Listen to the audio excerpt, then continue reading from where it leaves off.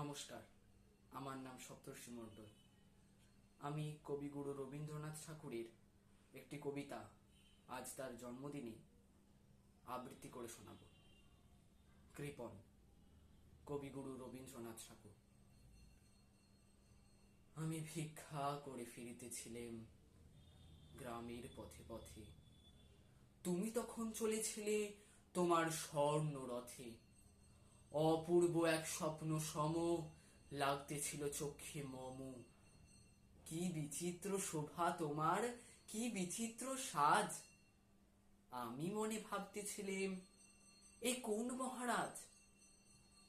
আজি শুভ ক্ষণে রাতে পোহালো, ভেবেছিলেম তবে আজ আমারে দাঁড়ে দাঁড়ে ফিরতে নাহি হবে।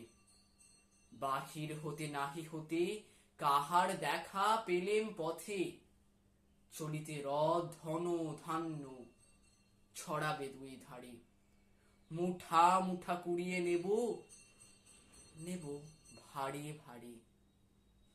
দেখি সহসা রথ থেমে গেল আমার কাছে এসে। আমার মুখ পানে চেয়ে নামলে তুমি হেসে।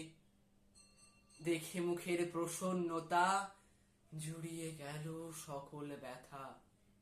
হেন কালে কিসের লাগি তুমি অকস্মাৎ আমায় কিছু দাও গো বলে বাড়িয়ে দিলে হাত। মরি এ কি কথা রাজাধিরাজ, আমায় দাও গো কিছু।